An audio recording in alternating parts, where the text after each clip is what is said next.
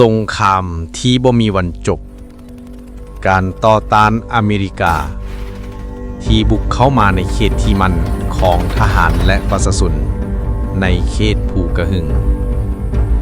การลงป่าของประชาชนคนหนึ่งในเขตกระหึ่ง7 วัน 7 คืน ซึ่งเป็นแนวใดนั้นไปติดตามรับฟังและรับชมใดก่อนจะไปรับฟังรับชมอย่าลืมกดติดตามกดไลค์กดแชร์และรับฟังรับชมจนจบเพื่อจะรู้เรื่องราวที่ไปที่มาของเรื่องนี้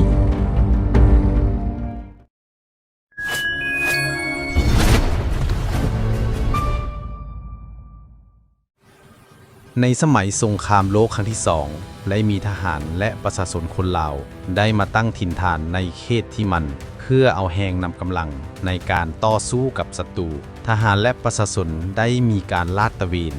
ภายในบริเวณเขตกระหึ่งเขาเจ้าก็ได้พบถ้ำใหญ่แห่งหนึ่งเห็นว่าเหมาะแก่การนำอาวุธและอุปโภคบริโภคทรัพย์สินเพื่อป้องกันบ่ให้ศัตรูหูเห็นหลังจากทหารและประชาชนได้จัดแจงบอนอยู่อาศัยแล้วผ่านไปหลายวันที่ประชาชน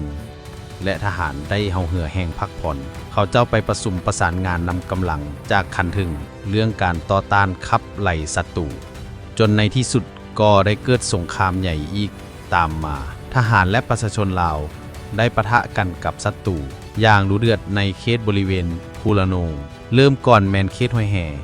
ต่อจนถึงภูหลังโดยให้เห็นมีเส้นทางเก่าและคุมระเบิดอย่างลงหลายปัจจุบันอยู่ในเขตบานภูโฮมและลามจนฮอดเขตห้วยกระไมบอนที่ตั้งเขตที่มันอเมริกาทหารลาวได้ถล่มเขตที่มันจนมุนแต่เขาเจ้าก็ได้สกัดยิงยนต์อเมริกาจนระเบิดตกลงมาในเขตฮาเตลฮาเตียงข้าพเจ้าจะตัดในปี 2015 อเมริกาได้มากวดซอกสำรวจบอนเขตที่มันและบอนยนต์ตกต่อมาก็ได้ร่วมมือกับประชาชนลาวในบ้านผู้ห่มนำพามาขุดค้นซากศพทหารตายที่นั้นขัดมาเล่าต่อการต่อสู้กับศัตรูกับประชาชนลาวในตอนนั้นแม้นต่างฝ่ายได้ล้มตายหายจากอย่างหลวงหลายแต่ฝ่ายทหารและประชาชนลาวก็ได้ต่อต้านต่อสู้กับศัตรูจนได้รับชัยชนะจนมาฮอดวันที่2 ธันวาคม ปี 1975 ประชาชนและรัฐบาลก็ได้รับสถาปนาเป็นประเทศอิสรภาพยุติสงครามประชาชนและทหารก็ได้ลงมายุกย้ายตั้งถิ่นฐานลงอยู่ดินเพียงสร้างบ้านแป้งเมืองจนมาฮอดปัจจุบันนี้แต่เครื่องจำนวนหนึ่งที่ยังเอาลงบ่เม็ดนั้นก็คืออาวุธรถตั้งเครื่องทรัพย์สินแม่นอย่างปะในถ้ำเนี่ยกระหึ่ง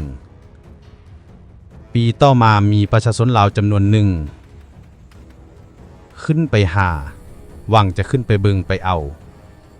แต่เขาเจ้าหาทางเข้าถ้ำบ่จือเพราะถ้ำนั่นแม่นหาบ่เห็นหาจนสุดความสามารถแต่บ่พบเลยมีการตำหนิเว้ามาว่าทางเข้าถ้ำแม่นเจ้าป่าเจ้าเขาได้ปิดบังไว้จนมาฮอดปัจจุบันยังบ่มีไผพบเห็นทางเข้าถ้ำ